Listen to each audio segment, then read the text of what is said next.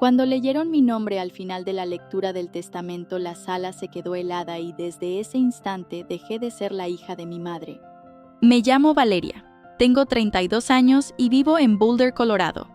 Hace un mes falleció mi abuelo Norman a los 83.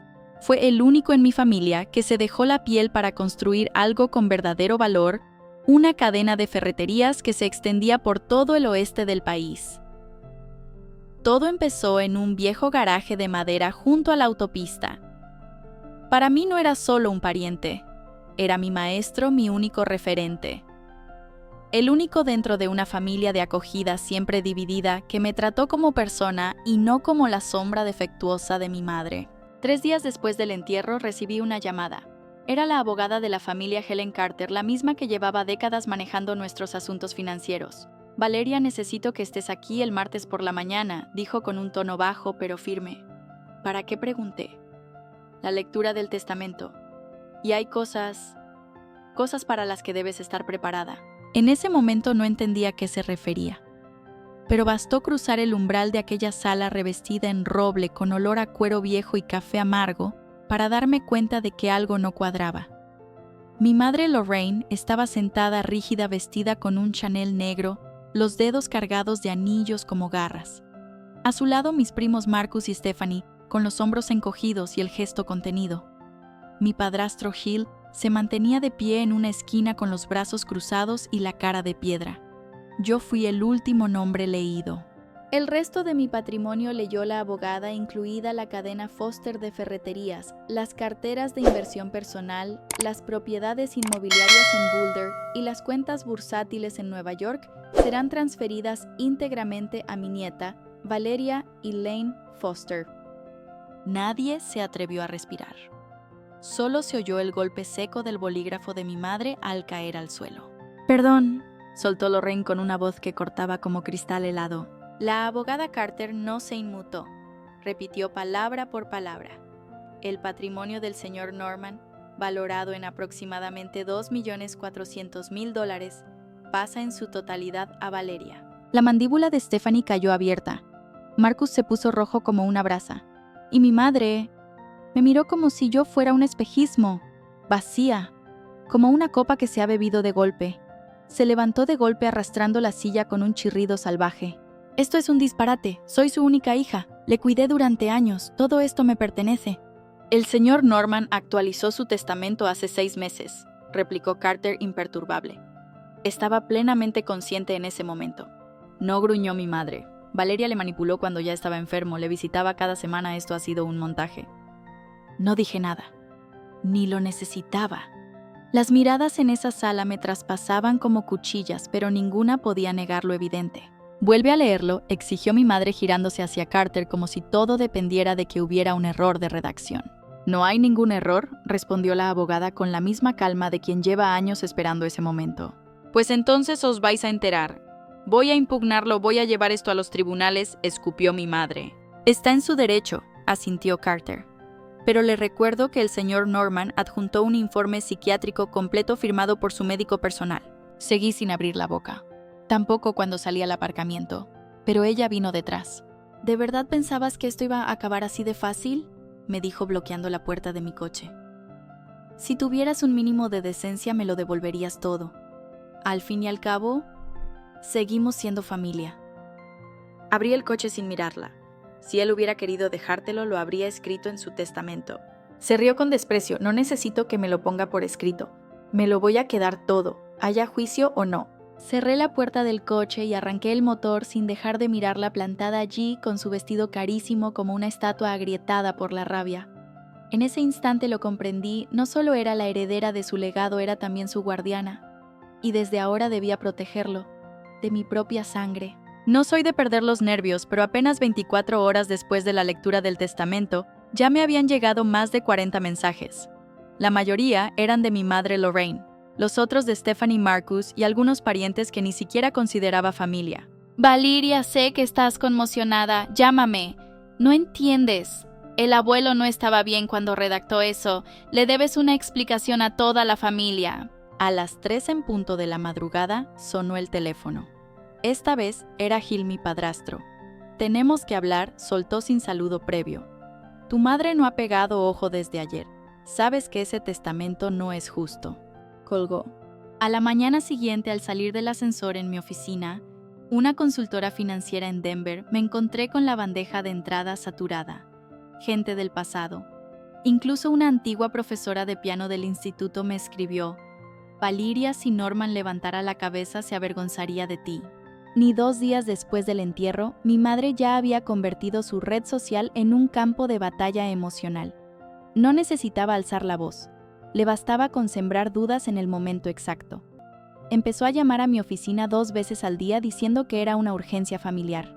A la tercera, mi jefa de recursos humanos, Darlene, me llamó aparte. No quiero entrometerme, Valeria, pero esto empieza a afectar a tu rendimiento. Hay algo que deberías saber. No lloré, pero tenía la garganta tan seca que cada palabra me raspaba como papel de lija. Es una disputa por la herencia familiar. No les ha gustado lo que el testador decidió. Darlene me miró con una mezcla de pena y firmeza. Pues permíteme un consejo, busca un abogado. Y entrega a recepción una lista con los números que no deben pasar. Esa noche llamé a Ethan, mi ex. Hacía casi 1 año que habíamos roto, pero seguía siendo la única persona en la que confiaba para cosas legales. Había conocido a mi abuelo en varias cenas navideñas. Vaya lío, murmuró Ethan tras oírlo todo. Parece una campaña de desprestigio profesional. Lo es, le dije. No puedo representarte directamente, ya sabes por qué, pero te pondré en contacto con alguien que no falla. A la mañana siguiente conocí a Karen Bell, abogada especializada en litigios hereditarios. Rondaría los 40. Elegante cabello recogido, voz grave y serena. Lo que cuentas no es tan raro, dijo. Pero la velocidad a la que están actuando indica que ya lo tenían planeado. Puede que incluso tengan una demanda redactada. Me quedé helada. Aunque el testamento sea legal, a veces no demandan para ganar, sino para agotarte. Esa frase me quedó resonando en la cabeza durante días. La semana siguiente empezaron a llegar paquetes extraños a la oficina. Un ramo funerario. Una tarjeta sin firma. No deshonres a Norman. Revisé el Instagram de mi madre aún público. Había colgado una foto al lado de un sub recién estrenado. El pie de foto decía "Sanando desde la fortaleza". El coche era un Audi Q8. Valía más que mi piso en Boulder. Capturé la imagen y se la envié a Karen. ¿Necesitas más pruebas? Me contestó enseguida, cuántas más mejor. Y empieza a grabar todas las llamadas. En Colorado basta con el consentimiento de una sola parte.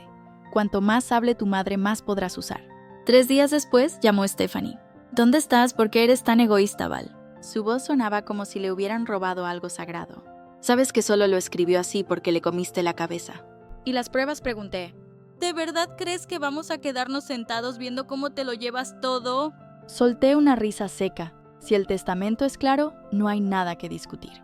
Esa noche encontré profundos arañazos en el lateral de mi coche, como si alguien hubiera arrastrado una llave con furia sobre la pintura, sin nota, sin mensaje, pero no me hizo falta. Al día siguiente revisé las cámaras del garaje del edificio. Ahí estaba, clarísima, mi madre junto al coche con la palma apoyada en la ventanilla, mirando a cámara, sin apartar la vista, sin un atisbo de vergüenza.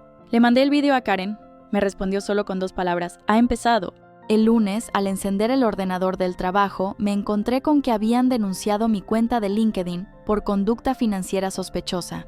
Un perfil anónimo había publicado un texto de 3 párrafos acusándome de haber manipulado a mi abuelo en sus últimos días para quedarme con su fortuna. En 2 horas el post tenía más de 200 comparticiones. Un comentario destacaba: estudió en Wharton pero actúa como una cazafortunas. ¡Qué vergüenza! Se hizo rica a costa de las lágrimas de su propia madre, sin alma. Sabía perfectamente quién estaba detrás. Mi madre pertenecía a un círculo cerrado de amigas de toda la vida, el Brunch Circle. 7 mujeres de entre 50 y 60 años, excompañeras suyas de la inmobiliaria donde trabajaron años atrás. Tras jubilarse se dedicaban al golf, a comités de beneficencia y a administrar un grupo de Facebook llamado Mujeres con Estilo y Principios. Fueron las primeras en reaccionar con el emoji enfadado bajo mi nueva foto de perfil, pero aquello fue solo el principio. Una semana después recibí una carta de la Asociación de Vecinos de la Urbanización, donde vivía mi abuelo, la casa que ahora me pertenece legalmente. Una tal Joanne Presley, vecina de la zona, denunciaba que la propiedad estaba descuidada, que el jardín no cumplía con los estándares del vecindario. Ni siquiera había pisado la casa aún y ya me habían colgado el San Benito de oveja negra. Abrí una cuenta privada en Facebook para investigar. Allí me encontré con la última publicación de mi madre, un mensaje largo plagado de insinuaciones que decía: hay quienes no respetan los deseos de los difuntos y destrozan con sus actos el vínculo sagrado entre generaciones. No puso mi nombre, pero sí añadió comentarios con etiquetas como «La sangre importa» y «Lealtad a prueba». Stephanie escribió debajo: «La gente merece saber quién se comporta como una desconocida por un simple testamento». Ya no sentía rabia, solo determinación. Comencé a documentarlo todo. En mi siguiente cita con Karen, le entregué un dossier de 40 páginas con capturas de pantalla, registros de llamadas y grabaciones legales. «Estás haciendo lo correcto», asintió ella con gravedad. Se están construyendo su propia trampa. Pero no imaginé hasta dónde serían capaces de llegar. Una noche, al regresar a mi apartamento después del trabajo, noté algo extraño en la puerta. No estaba del todo cerrada. El cerrojo tenía marcas leves casi imperceptibles. No faltaba nada. No había ruido. Solo un detalle: una foto mía con mi abuelo tomada el día del lanzamiento de mi primera tienda con 15 años, yacía boca abajo sobre la repisa. No estaba rota, solo girada. Era un mensaje. Llamé a Ethan. Llegó en 15 minutos. En silencio, con la mano apoyada en el marco de la foto, me miró. «Esto ya no es solo un asunto de familia», asentí. «No pienso esperar a que den el siguiente paso». Llamamos a un cerrajero. Cambiamos todas las cerraduras. Instalamos una cámara con timbre y sensores de movimiento. Karen me obligó a presentar una denuncia por allanamiento leve y envió un requerimiento legal a mi madre por correo electrónico certificado. Pensé que eso bastaría, hasta que me llegó un email del Consejo de Administración de mi empresa. Asunto: investigación interna por cuestiones éticas. Lo leí 3 veces. No daba crédito. Una denuncia anónima afirmaba que yo estaba usando mi herencia para manipular informes financieros, prometiendo inversiones que luego cancelaba, dañando así la credibilidad de la firma. Al principio creí que era una amenaza, pero tras reunirme con el departamento legal interno, entendí que la presión externa les obligaba a tomar cartas en el asunto. «No dudamos de ti», Valeria me dijo con franqueza mi supervisora. «Pero ante acusaciones públicas y reiteradas, la empresa debe protegerse». Salí de esa reunión con las piernas temblando. Karen me esperaba en nuestra cafetería habitual. Le entregué los documentos, la denuncia formal, las capturas y una última pieza que había guardado. Un mensaje que Stephanie me había enviado una semana atrás. «Si no repartes, verás lo unida que puede estar la gente». Karen lo leyó despacio. Exhaló con fuerza. «Tienes suficiente no solo para defenderte, sino para demostrar una campaña organizada de difamación. Esto podría cruzar la línea hacia lo penal». No dije nada. Solo recordé una frase que mi abuelo Norman me dijo cuando tenía 16 años, después de que un profesor me acusara falsamente de copiar en un examen: «La verdad no tiene prisa, pero cuando llega no necesita disculpas». Karen no era de dar palabras de consuelo. Actuaba. Esa misma noche, cerca de medianoche, me envió un correo breve. «Tenemos que hablar con George Harmon cuanto antes». George era el mejor amigo de mi abuelo. Sirvieron juntos en los Marines y más tarde abrieron su primera ferretería en Fort Collins, allá por 1979. En el funeral de Norman, George pronunció un emotivo discurso con voz ronca por décadas de tabaco. «Norman fue el único hombre al que confié mi dinero». A la mañana siguiente conduje hasta su cabaña de madera en las colinas de Golden, Colorado. Olía a pino café fuerte y aceite de motor. «Has llegado justo a tiempo», dijo al abrir la puerta. «Iba a llamarte». No se anduvo con rodeos. Tras servirme café y comprobar que la cámara exterior estaba encendida, fue a su estudio, abrió un cajón del escritorio y sacó un sobre marrón sellado con cinta roja. En él escrito con su letra inclinada inconfundible: «Para Valeria. Solo abrir si tienes dudas». Mis manos temblaron al romper el sello. Dentro había una carta manuscrita con el membrete de Foster Supply, fechada el 25 de marzo del año pasado, apenas unas semanas después de que le diagnosticaran insuficiencia cardíaca terminal. «Si estás leyendo esto, Valeria, es porque ha sucedido lo que más temía.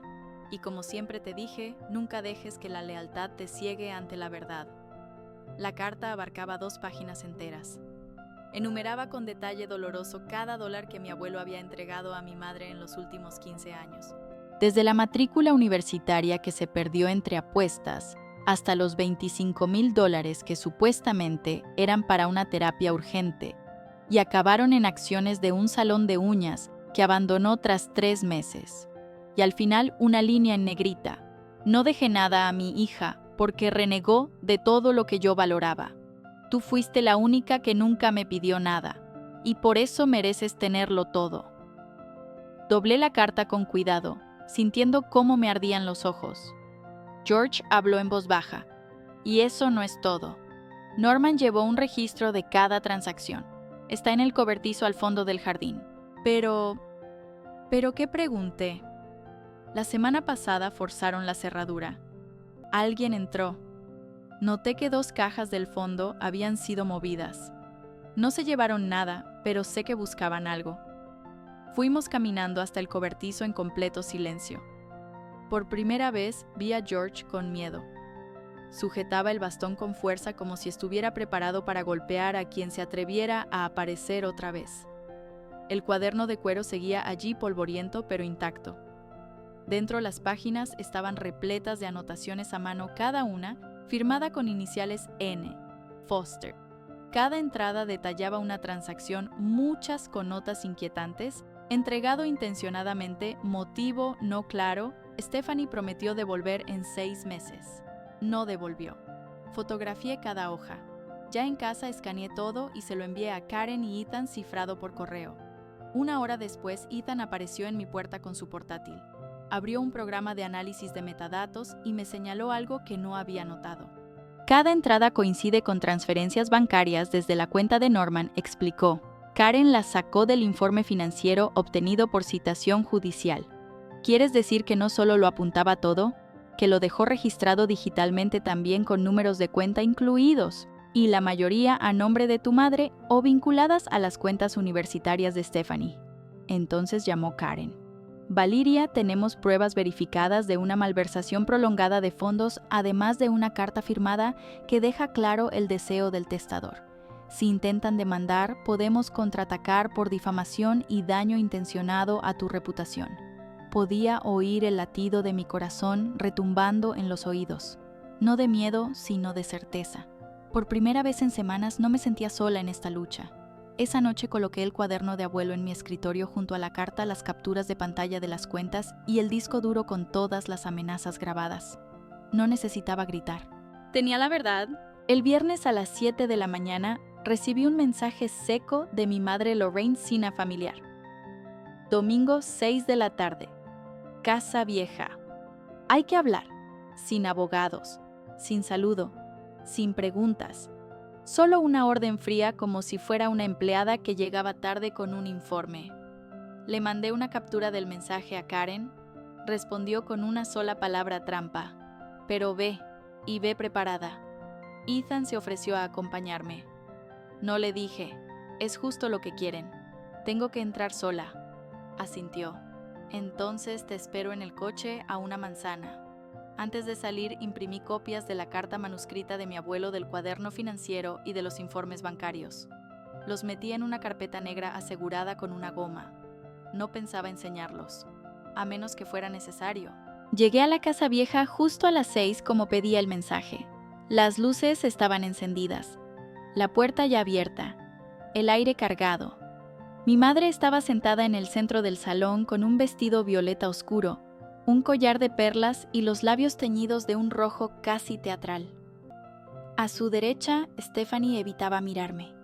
A su izquierda, Marcus, rígido con la mandíbula apretada. El padrastro Gil se mantenía junto a la barra con una mano apoyada en una botella de whisky. Pero lo que más me inquietó fueron los 2 hombres sentados en la cabecera de la mesa. Trajes grises, maletines de piel, el tipo de hombres que nunca vienen a una cena familiar. Valeria, dijo mi madre con una sonrisa fingida, te presento al señor Denise y al señor Kramer. Son asesores financieros independientes. Están aquí para ayudarnos a resolver este malentendido. Mi abogada no ha recibido ninguna notificación de esta reunión, respondí dejando la carpeta sobre mis rodillas. Porque pedí expresamente que no hubiera abogados, replicó con tono afilado. Esto no es un juicio, es un asunto privado. El tal Denis abrió su maletín y sacó un montón de papeles. Hemos redactado un acuerdo de transferencia para la gestión de activos, dijo. El objetivo es estabilizar el flujo de efectivo y preservar el legado del señor Norman. Transferencia a nombre de quien pregunté, aunque ya conocía la respuesta. A nombre de la señora Lorraine, intervino Kramer, según la voluntad espiritual del fallecido. ¿Y cuál es la base de esa intención espiritual?, dije con calma. Entonces habló Stephanie. Val, por favor. Mamá solo quiere que todo sea justo. Todos sabemos que el abuelo no estaba bien de la cabeza al final. Saqué una hoja de la carpeta. El informe médico del doctor Carlos Landon, quien siguió a Norman durante los 2 últimos años, certifica que estaba plenamente lúcido 6 meses antes de modificar su testamento. Siempre tienes un papel listo, murmuró Marcos negando con la cabeza. Pero no todo puede probarse con tinta y firmas. Tal vez no respondí con calma sacando una hoja doblada. Pero, ¿y si tengo algo que no se archiva, una carta manuscrita que me envió antes de morir? El silencio fue inmediato. Dejé el sobre la mesa. En la parte superior, en la letra inconfundible de mi abuelo, podía leerse para Valeria en caso de duda. Mi madre ni lo tocó, pero su mirada se desvió inquieta hacia Denis. Él tragó saliva con fuerza y empezó a recoger sus papeles. Aún no hemos terminado, dije sin alzar la voz, pero con un filo que cortaba el aire. Saqué 3 pruebas más, un extracto bancario, una lista de movimientos con anotaciones de mi abuelo y un correo electrónico que me envió Estefanía una vez. Si no lo repartes bien, verás lo rápido que se nos unen los lazos. Esto no solo demuestra que me presionaron, continué. Aquí hay una maniobra concertada para apropiarse de bienes legales. Estefanía palideció. Gil golpeó su vaso contra la mesa derramando licor sobre el mantel. Valeria sisió mi madre. Estás destrozando esta familia por dinero. No repliqué poniéndome de pie, la voz más afilada que nunca. Estoy protegiendo lo único que queda intacto de abuelo, su confianza. Vosotros la vendisteis hace mucho. Recogí mi carpeta. Miré a los 2 hombres que seguían inmóviles como estatuas. Si alguno de vosotros vuelve a presentar un solo documento, dije con frialdad, mi abogado lo considerará complicidad en fraude. Y no dudaré en actuar. Me dirigí hacia la puerta. Pero antes de cruzarla, la voz de mi madre estalló tras de mí. No tienes derecho a hacerle esto a tu propia sangre. No me giré. Solo dejé que mis palabras quedaran flotando en el umbral. La sangre no justifica hacer el mal. Jamás. Ni siquiera había traspasado la verja de hierro cuando oí la puerta principal abrirse con violencia. Valeria, espera. Era mi medio hermano. 18 años. Delgado, ojos oscuros, cabello revuelto. Estaba en lo alto de los escalones del porche sin mirar atrás, solo a mí. Me detuve. El eco de mis tacones sonó como un latido contenido. ¿Qué estás haciendo?, preguntó mi madre desde dentro, su voz gélida. Zacarías giró el rostro lento pero firme. No te preocupes, mamá, volveré más tarde. Y bajó, rápido, sin abrigo, sin maleta, solo una mochila desgastada colgada del hombro. Abrí la puerta del coche. Se sentó en el asiento del copiloto en silencio, agarrando la correa de la mochila como si sujetara una tormenta interna. Ethan iba en el asiento trasero. Se sorprendió pero no dijo nada. Nos alejamos del vecindario, dejando atrás un portazo y un puñado de miradas abrasivas. Ya en mi pequeño apartamento del centro de Boulder, Zach se sentó en el borde del sofá, como si temiera respirar demasiado alto. Le tendí una taza de cacao caliente. Desde niño era lo único que lograba calmarle. Sé que esto no es fácil, empecé, pero si necesitas quedarte... No voy a volver, interrumpió Zach. No me dejó terminar, no puedo. Asentí despacio. ¿Qué te hizo tomar esa decisión? Miraba sus manos. Los nudillos estaban rojos de tanto apretarlos. Escuché toda la reunión. Estaba en la escalera. Mamá lo sabía, pero no le importó. No dije nada, le dejé hablar. La oí llamarte avariciosa, falsa, pero cuando sacaste las pruebas, su tono cambió en segundos. Y cuando saliste, le dijo a Marcos, si ese crío se rebela, córtale la matrícula. Respiró hondo. Ya no soy ingenuo, Val. Lo veo claro. A ella no le importa a nadie más que ella misma. Le puse una mano en el hombro. Marcos sabía que estabas ahí. Sí, respondió Zach, dejando escapar una risa amarga. Me miró un segundo, y luego apartó la vista. ¿Y Estefanía? Solo miraba el suelo. Fui a la cocina a por un poco más de agua. ¿Y ahora qué quieres? Quiero entender qué creía de verdad el abuelo. Quiero saber qué vas a hacer con la herencia. Me levanté, cogí la carta de abuelo y su libreta financiera y se las entregué. Zack las leyó sin emitir un solo sonido. Hasta que llegó a una frase concreta Zacarías, el único que aún me escribe cartas de agradecimiento cada cumpleaños. Sus ojos se llenaron de lágrimas. Se acordaba, susurró, de todo. No me dejó esto solo porque confiaba en mí, dije, quería que alguien hiciera lo correcto. Zack se irguió. En su mirada brillaba una nueva certeza. Entonces quiero formar parte de esto. ¿Qué quieres decir? Sé manejar datos. Estudio análisis empresarial. Puedo ayudarte a ordenar las cuentas de las tiendas si planeas mantenerlas abiertas. Quiero aprender desde cero. Me quedé inmóvil, no por sorpresa, sino por algo más profundo, orgullo y ternura. ¿Estás seguro mamá te va a cortar en seco? Zack se encogió de hombros. Me cortó el día que me negué a falsear mi solicitud de beca. Solté una carcajada por primera vez en días. Perfecto. Empezamos el lunes. Prepárate. Es agotador. Trabajé limpiando jaulas en un centro de rescate animal, sonrió. Creo que puedo con unos balances. Ambos reímos. Y por primera vez no me sentí sola. Aquella noche le envié un correo a Karen. Zack está conmigo. Ya no somos una sola voz. Me llevó casi 2 meses lograrlo. Todo volvió, al menos en apariencia, a un equilibrio que podría llamar estable. El tribunal ratificó el testamento final de Norman sin recibir una sola objeción formal. Karen lo llamó una victoria silenciosa, pero yo sabía la verdad. Mi madre no apeló porque tenía demasiado que perder.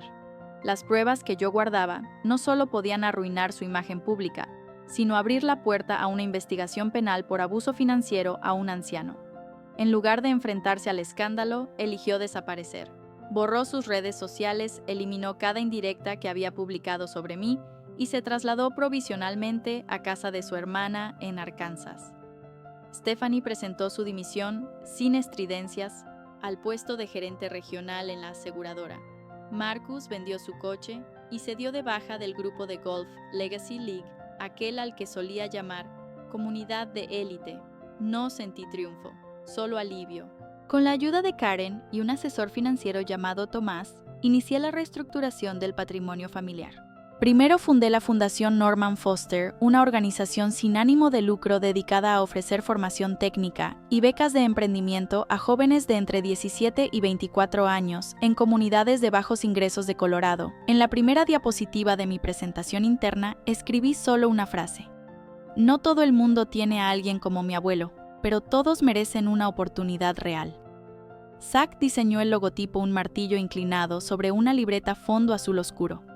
El abuelo siempre decía que el dinero hay que manejarlo no solo con las manos, sino con la cabeza, comentó. Reímos. Enviamos el diseño a registrar los derechos de autor esa misma semana. Segundo paso, creé una beca personal para Zack. No la llamé ayuda económica, la llamé inversión estratégica.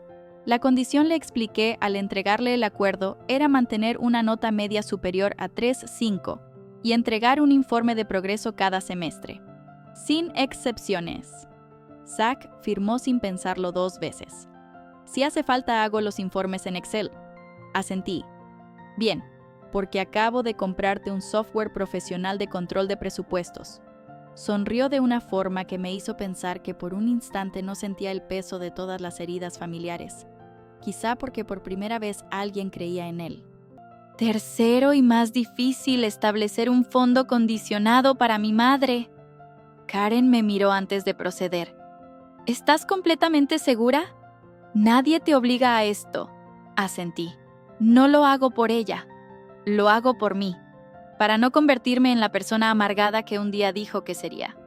Creamos un fondo pequeño, $120,000 repartidos en 10 años. Con cláusulas. Debería asistir a terapia, abstenerse de intervenir en disputas financieras relacionadas con el testamento y mantener una cuenta bancaria abierta supervisada por un asesor neutral. Cualquier incumplimiento, por mínimo que fuera, supondría la suspensión inmediata y definitiva de los pagos. Karen firmó los documentos y luego me observó con ternura. Tienes más límites sanos que el 80% de mis pacientes. Tu abuelo estaría orgulloso.